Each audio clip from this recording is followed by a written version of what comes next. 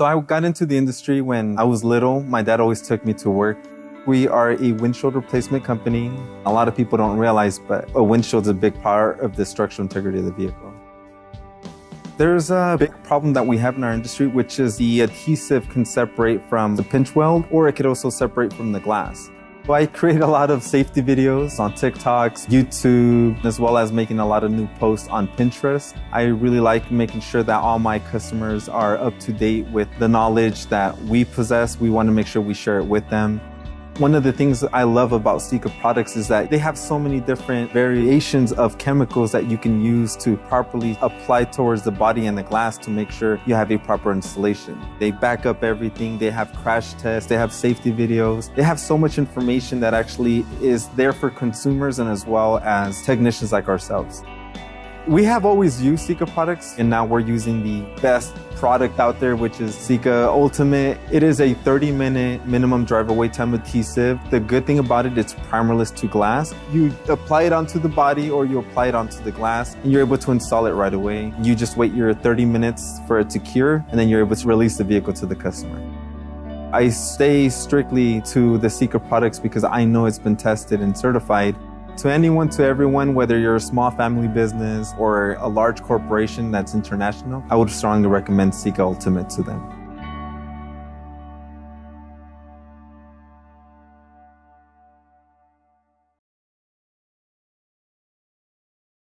Well, happy Friday, everybody. It is Gary Hart here with Independent Class Association. I was just on another call where it was eDirect Glass, so I apologize. Anyway, we are here today to clear up some of the questions and comments that are out there about what the Independent Glass Association's recent petition is that we have now online, and we will get to that in a moment and take a look at it. But it has to do with NAGS, and a lot of people have been positive about it. And in fact, if I do a refresh count here, we're up to 217 signatures. So keep in mind that we started this petition yesterday, January 16th, 2025. So if you're watching this in the future, that happened in the past. And the reason is we're really getting to the point in the industry where something needs to be fixed. And while we're out there chasing all of the bigger items to fix, there are some smaller things that we can now immediately get to and start dealing with. And one of them is there's no mystery in the industry that I think these days everybody first complains about the insurance companies and the TPAs, and then secondary they complain about, well, NAGS. Reality is, if we flip-flop that, go back about 10 years, the big issue was with NAGS, and a lot of people complained mostly about NAGS and then the insurance companies and everything else.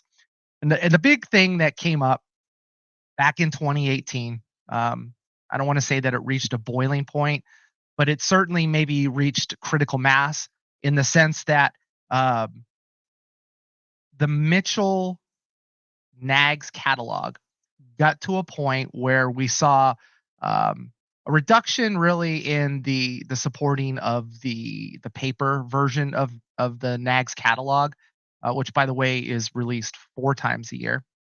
And the data version of it, which you may find in your software or on a vendor, anywhere that it's electronic, that's only released 3 times a year. So editorially speaking, every day, which you'll hear here in a video, I don't know if this is still true today, but this is at least what happened back in 2017, 2018, 2019, where there's people at NAGS that are updating information, and they're approving it, they're vetting it, and then it made its way to the next electronic release, and then obviously made its way to the catalog. Now, the timing of that is the catalog more update than the electronic data, or vice versa? Who knows? Because getting a clear answer was always a challenge. But one of the things that we've decided to do that needs to be done right now is we have put a petition out, and many of you have already signed it, 217, like I said earlier, and we encourage everybody to sign it in the industry. We need a minimum of 1,000 signatures so that we can get assistance in taking action from a mediation standpoint to work with Mitchell to get them back to the table of the promises they made back in 2018. And we're gonna hear those promises in real time. We're gonna tee up the video because back in 2018 at Auto Glass Week in San Antonio, I sat in an audience of roughly 75 people, and this was the closing session for Auto Glass Week in San Antonio. And mind you, at that time, there was no signs or placards or anything, quite honestly, that said uh, you can't record what the people on the dais or the stage are saying. You can't record the sessions.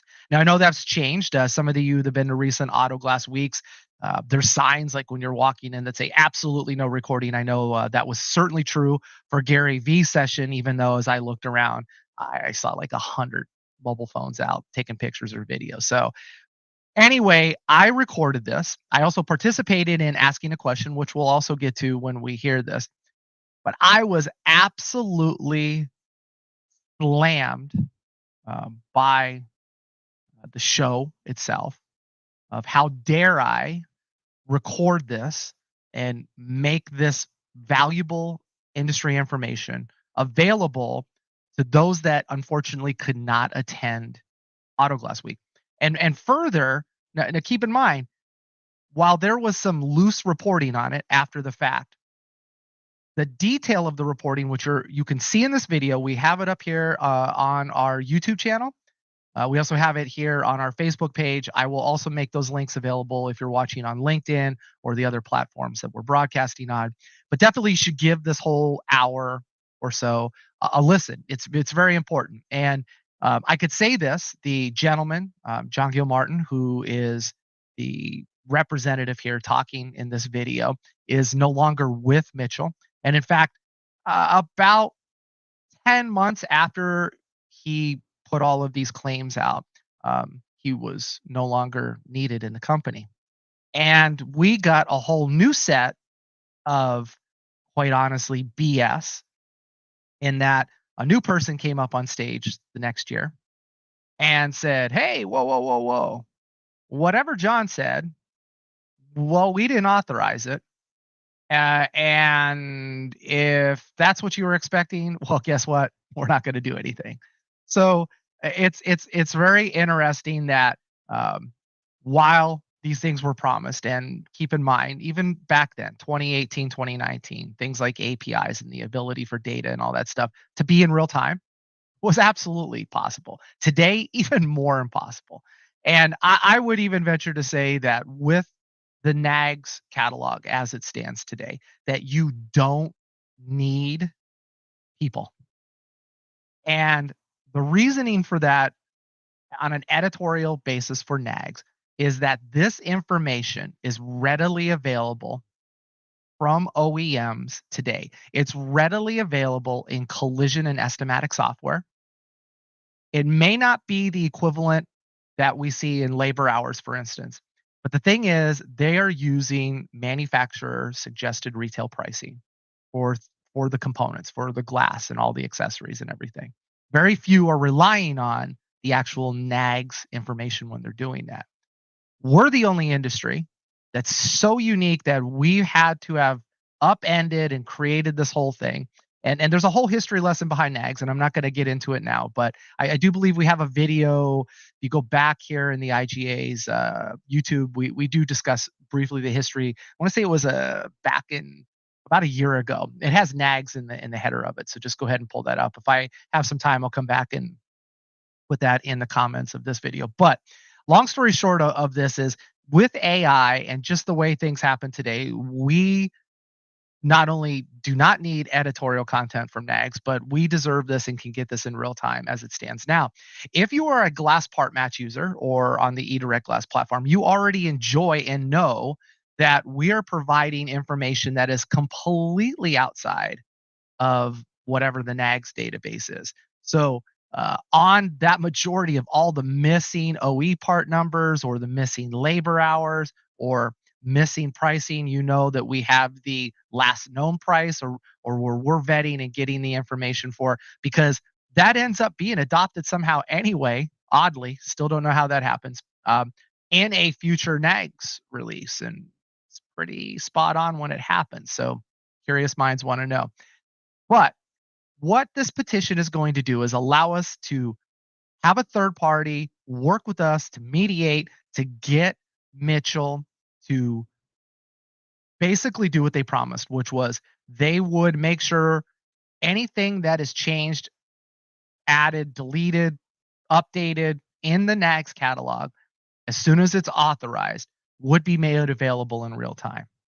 And in fact, we even have some steps that we've proposed to them in the past where we're like, hey, maybe you're not doing it real time, but to the providers, and pretty much so, if you're on any of the modern point of sale systems, eDirect Glass, Omega, Glass Biller, Main Street, if I've left you out, we're not considering you modern, but you're welcome to contact me. Happy to discuss that. Certainly, if you're on a product like GTS or any of those, you're at the mercy of them uploading your database to all of the instances of the customers they have. So, we're the other companies I mentioned before this, that they pretty much can go bloop and an update happens across everybody. That would also include too all of the suppliers or anybody who licensed that data. So let's just say, for all intents and purposes, that tomorrow Mitchell woke up and said, "Hey guys, you know what? Once per week, on a Friday, we will provide to all of the distributors of the NAGS catalog an updated electronic version that includes everything that's updated." And that way, that would be in real time. Or near real time. And that is a hell of a lot better than what we get right now, because the reality is, as I am recording this here today, they are working on updates that they will conclude, I believe, about the second week in March. They will lock down the next electronic update, which then becomes your May update. So we just went through this January one, which that information was locked down back in October. So obviously between October and now, we all know a lot of stuff's happened. You've had Migrant and PGW announce their 5% increases on pricing. That's not going to be reflected anywhere in NAGS pricing. And meanwhile, we see offer and acceptance. Everybody knows the recent driven claims Arbella announcement. And we've seen what those rates look like. In fact, the IGA, 2 weeks prior to that being announced anywhere else in the industry, we posted what those rates were.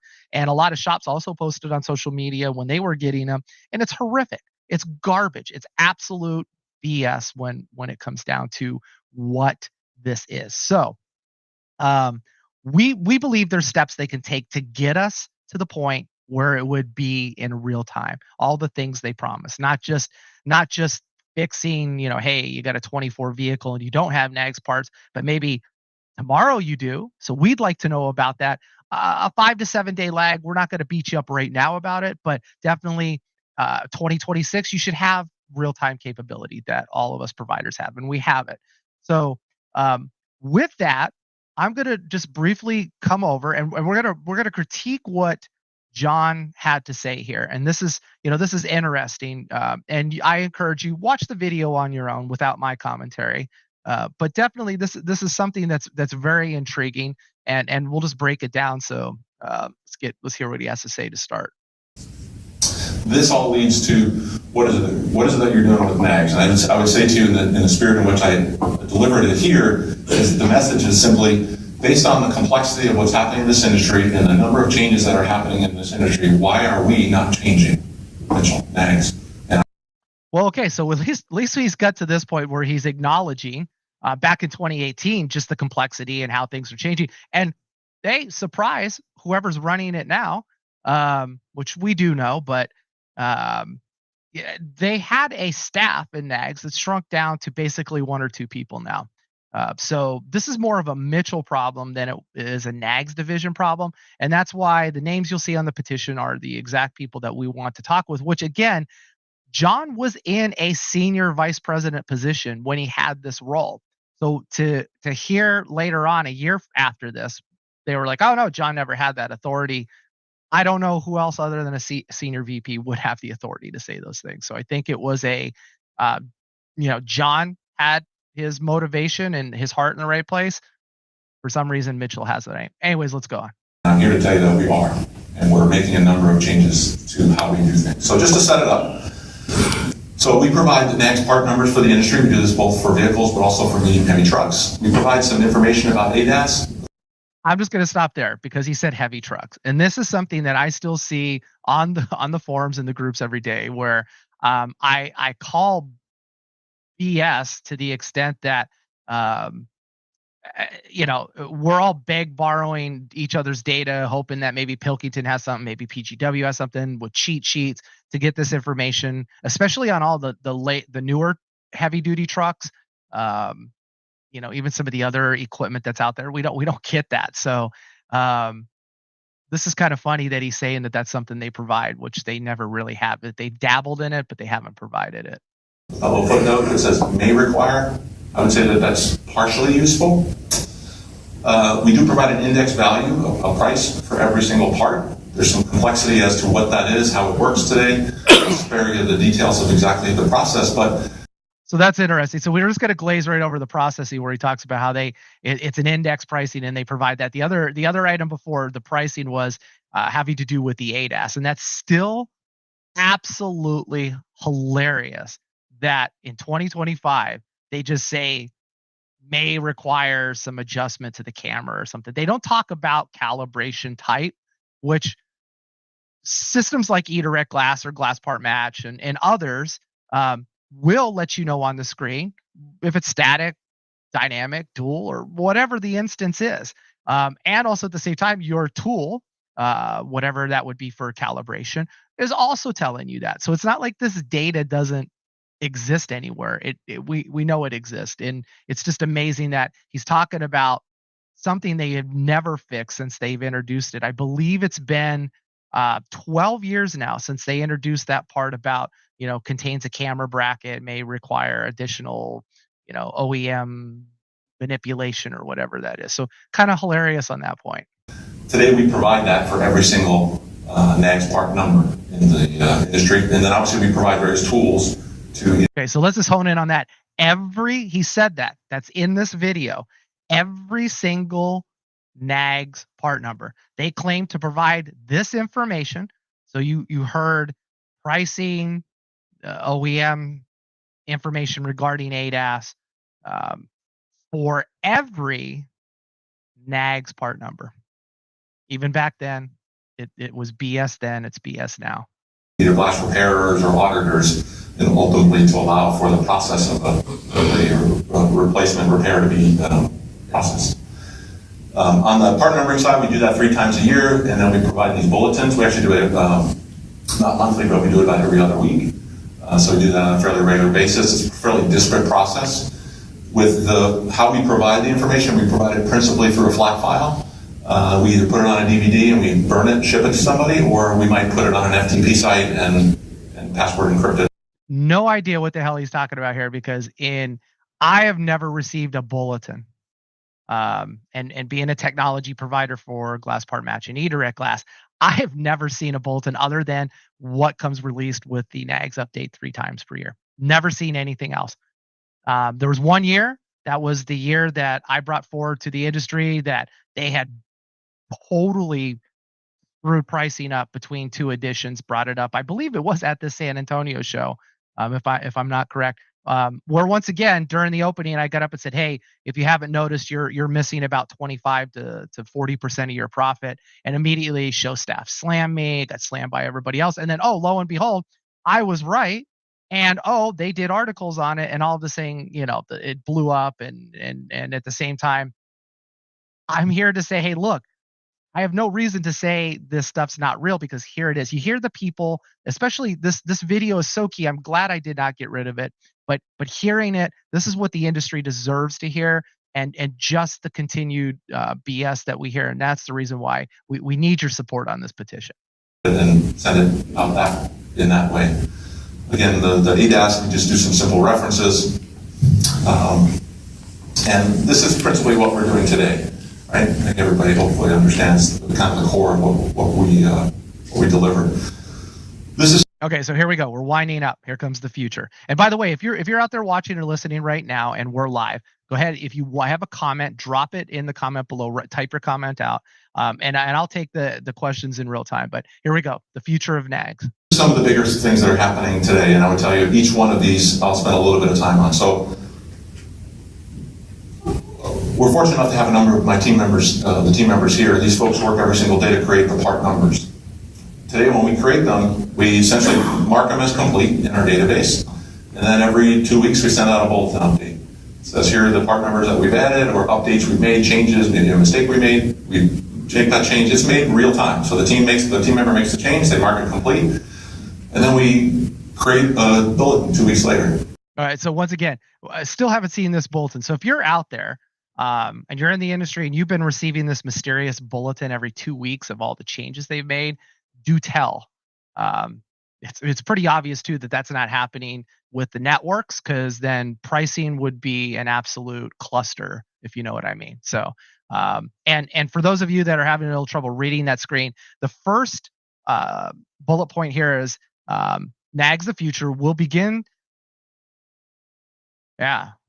move to publish NAGS part information online in near real time.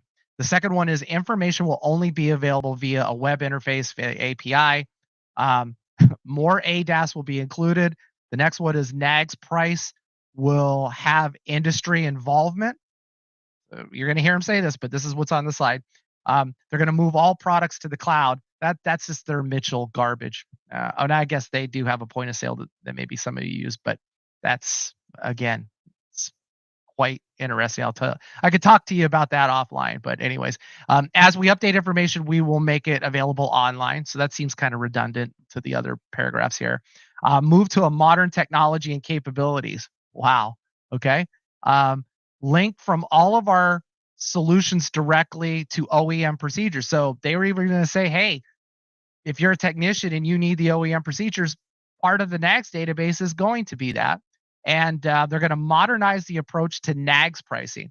So in one bullet point here, they say they're going to get industry involvement in NAGS price, but then they are proclaiming they're going to move to a modern approach, which that, in my opinion, they're saying we have a predetermined thing that we're going to stick with. So, and modernize interfaces with all cloud, whatever. That's just their software. So let's just continue to listen to John, but that's what the bullet points have to say. It's right there on the screen. Doesn't make a lot of sense, right? We should be able to make that information available to you as soon as we mark it complete in our system. So when we add that new part number, it should be available real time. And that's something we're going to be doing. We're going to be getting away from the 3 times a year big updates and the every 2 week bulletins, and we're going to publish the changes we make online in real time. We are only going to make this information available via an API or a web call. Again, we'll be thoughtful about it. We're not going to shove this down folks' throat. There'll be a transition from whatever process you might be using today to the new world. We'll provide all the toolkits, all the documentation, all the testing sites, all the things that you would imagine we would need to provide to allow you or your IT person to integrate with the data. But our intent here is to just make it so that there isn't old or outdated information that people are accessing in a catalog or a bulletin, but rather all sources lead back to the cloud. ADAS. So on the collision side, we license our ADAS information. It's part of the collision repair procedures that an OEM creates. So within there's probably anywhere from 250 to 300 major sections of the vehicle. One of those inside of the glass is ADAS, and they're not always in the glass section. Obviously, they could be in a different section of the vehicle based upon where that safety system is located. But and not in all cases, but in the majority of the cases, we have the data in our collision products. And for goodness sakes, why haven't we made that available to the glass industry through our products? So here we go again. It's hey, we have this, and why haven't we done this? 2018. So again, you could just see the disconnect. We're just going to let him drone on here for a little bit longer, and then we'll move on to some other points, because you can go back and watch this video. But I wanted everybody to know where this is at in the video. So if you jump in around minute 22, that's where you would start online. But I encourage you to listen to the whole thing to get a real good grasp on why I have been upset for 7 years and longer, but why I keep pushing this initiative to get shops involved so that we can make a difference at this point. And if we don't do it now, it's never going to get better. And so you're going to see that we're going to begin to do that. Now, the tricky part is we can publish the data. We have a license from the OEMs to do that, but it has to be done within the context of our solutions. And so, again, if you're using one of our software solutions, or you're going to be able to access the data, as long as you have a license to it, that's partly why we're making it accessible only through the cloud. Yeah. So here's where I want to also point out what he's saying is, well, NAGS licenses through your current point of sale provider, those aren't going to count. But hey, if you come to a Mitchell product, we're going to give you those OEM procedures as long as you license it. So in one breath, he's saying, hey, if we have it, why don't we make it available? But then he's saying, hey, we're only going to make it available to our ecosphere. We're not making it available to the industry. So, okay, thanks, John. You'll be able to access those repair procedures that we have that are specific to glass. I think the great news that I think we can add some value here is we'll actually do the work for you in the sense that we'll identify which parts have those associated safety systems with them, and we'll pre-map it. I guess we don't need them anymore because, like I already said, we already know if you have a point of sale system like eDirect or glass part match or something like that, we're letting you know static, dynamic, dual, and then you get your tool, and your tool walks you through the process of recalibration. So we don't really need that anymore from them. But this just kind of goes to the mindset and just the promises they made that still here today, non-existent. So that when you're in our products and you're selecting that particular windshield or that particular part, we will automatically map the repair procedure that's associated with that part to it so that you don't have to open the procedure, find the one that's appropriate for you, and then do it. We'll save you those 20 minutes, that hour, to go find the darn thing. Because again, part of the value we're trying to bring here is that the OEMs call it something different. We could only wish that there was 20 minutes to an hour to look that up, because then that would be another additional labor point we could invoice for. But I digress. We'll back into that on another podcast. Who the OEM is. The OEM puts it in a different category of their repair procedures that they're not consistent. We're trying to make it consistent, and we'll actually take it to the step of mapping it for you. It should save you a lot of time. The NAGS price is going to have industry involvement. It's something that it's been created, as I mentioned, since the 50s. And I would say in the last 15 years or so, well, we certainly talked to the industry. We had lots of dialogue with the industry. I wouldn't say we were transparent with the industry as to what are you thinking? How do you manage these various situations? And they're still not transparent, and they still don't work with the industry. And perhaps the handful of you that are out there on their legacy reporting where you provide them your retail invoice information and your supplier information, and shame on you for doing it. That's really the only basis they have for their monkey in a closet with a dartboard blindfolded method to pricing. When you have a left-right pair, what you're thinking in terms of how you price that part with your index value, left versus right? We would make a decision. I think it was a well-informed decision. I would say more times than not, it was probably the right decision, but we didn't ask anybody. More times than right, they got the pricing right. That's okay. They didn't ask the industry clearly. We didn't ask for feedback. We're changing that. We're going to be setting up an industry group, getting feedback from a number. And if any of you are part of this industry group and would like to disclose when we could expect this, comment below or direct message me. I'd like to know about this. Review a cross section and saying, bring in a topic like that, left-right pairs. It's a challenge. This is how we solved for it in the past. What does the group think we ought to be doing differently? Color, et cetera, et cetera. There's lots of different subjects, particularly when you get down to the nuances of the data at a much lower level. Moldings, hardware. There's lots of little things that we don't do or do, decisions we make, assumptions we make that we need to just expose to the industry and be more transparent with them. So I think he summed it up right there, and I'm just going to skip ahead here after this because it still has to do with pricing, the next part I want to bring up. But you heard that, the assumptions. That is so striking that he brings that up and kind of emphasizes it in that point. Not kind of, he does emphasize it in that point, that it's just assumed, which is made up. They just make it up. And then, of course, then when it's made up, then there's this assumption that the supply chain has this cost basis that makes the price after the discount and all of that affordable and profitable to the shops. And that is far from the truth, and we know that. So I encourage you to watch the video. Remember, watch the whole video, but if you just want to hone in on what we were promised, it starts at about minute 22, and you can go from there. I'm going to skip ahead here because they did, believe it or not, open the floor up to questions. And of course, I wanted to get my 2 cents out there. So here's what I have to say about pricing.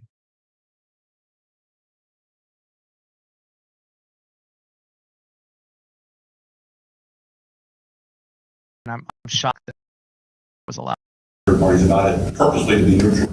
Feel that way if you're the retailer, but at the same time, there's a NAGS price that's out there, and we're respectful of the fact that if the cost going up in there, you'll see it in there.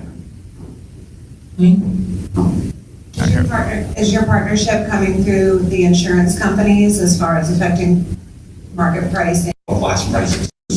It works. It's not statistically invalid, but when we come out of it, there's a lot of consistency around what the NAGS information contains.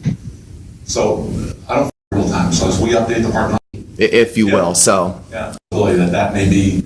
All right, here we go. Back to Melissa. I got it. Good morning, John. Thank you. Gary with the Independent Glass Association. With regards to pricing, why not just use the MSRP that the manufacturers of either the OEMs or the glass already provide to the market as part of their own offering? We could do that. And it's something that's come up because it's not that illogical from what happens on the collision side. Whoa. So he kind of just answered the question right there. Is like, he basically acknowledged our NAGS pricing's just made up, and we acknowledge this MSRP on the collision side of the world. So it's very possible that we could do it here. And that's been my point in case in podcasts I've done, and anytime I've talked with a lot of you in person, and my under deposition in cases against insurance companies and auto glass shops, I have pointed this out. I have said this out loud, but because I'm not an economist, I'm not qualified to make my opinion fact. But the reality is, it is fact. And a lot of you remember too, like PPG system. I don't know about PGW anymore, but PPG, they used to have a list price. And like, you'd look at that glass and go, wow, 2,995 listed. In fact, a lot of you in Florida use that MSRP in your cases against the insurance companies for short payment. So it's just a joke over and over and over again. And there is a short, let's see if I can find it here real quick, that I enjoy to play over and over again. Worry that they serve a channel. I think this will probably be our last question. Cases that all the OEM, we're doing this to the products that we think that's the right monthly, but we have all the data. Okay, thank you. Thank you, everybody. All right, so we got to listen to that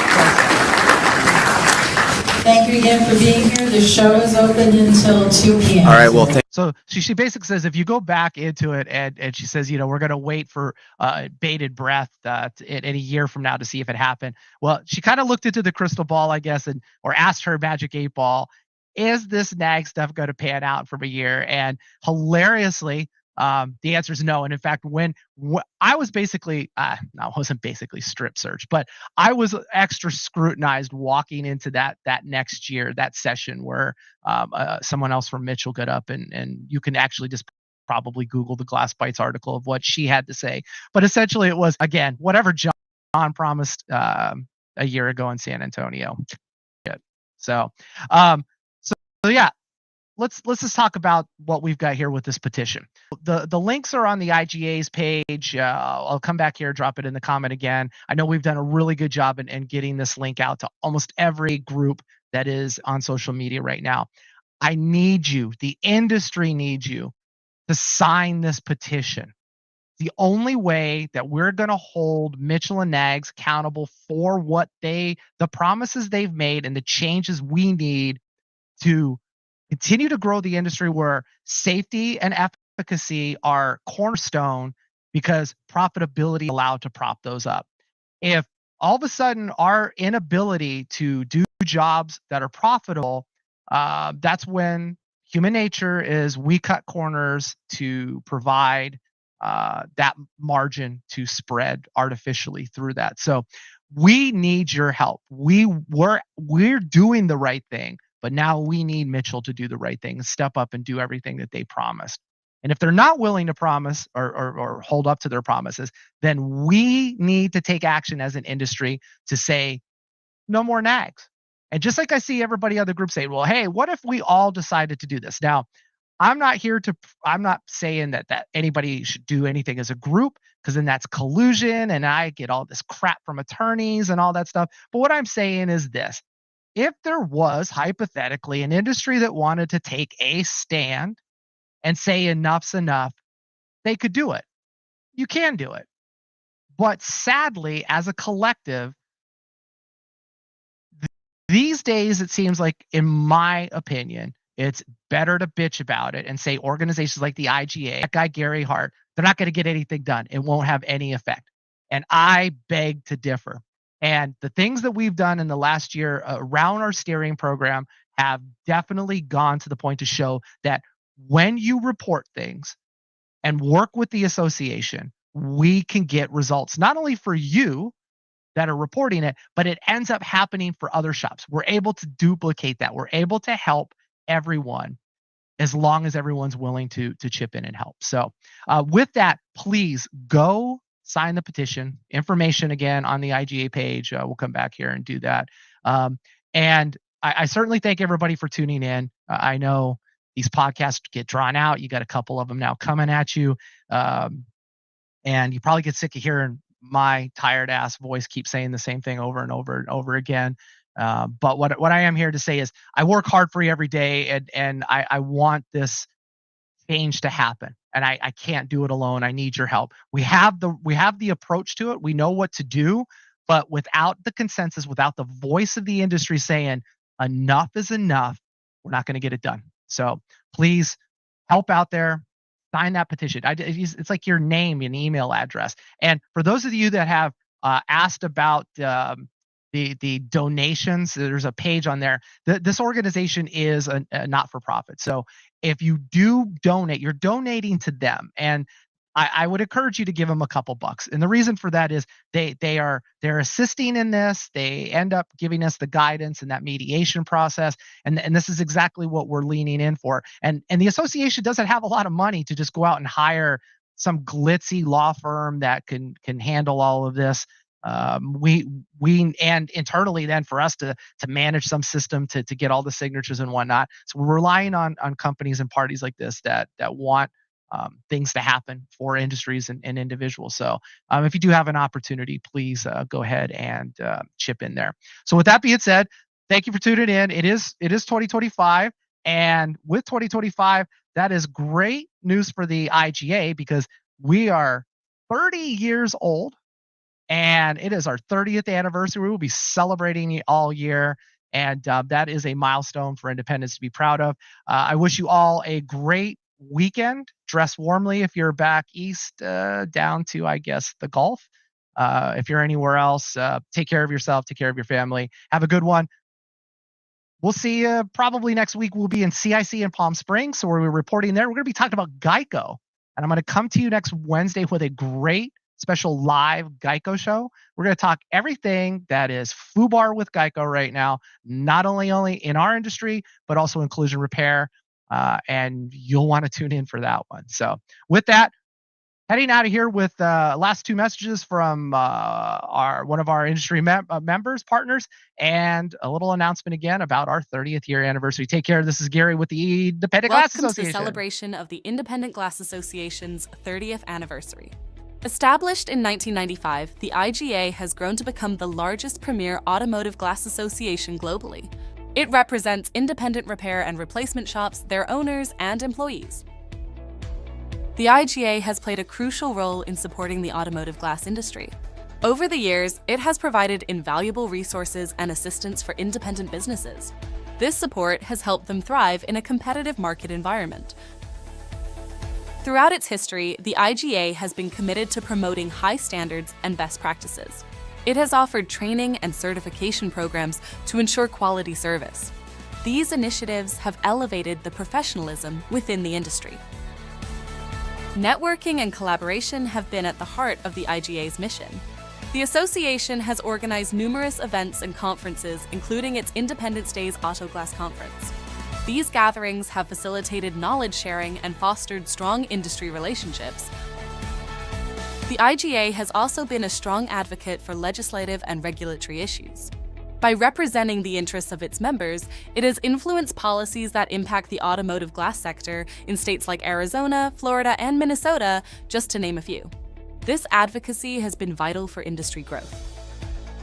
Innovation and adaptation have been key themes for the IGA over the decades. The association has embraced technological advancements to better serve its members. This forward-thinking approach has kept the industry competitive and relevant. As the IGA celebrates this milestone, it reflects on its achievements and looks to the future. The association remains dedicated to supporting its members. It aims to continue driving progress and excellence in the automotive glass industry. Thank you for joining us in celebrating the IGA's 30th anniversary. We look forward to many more years of success and collaboration.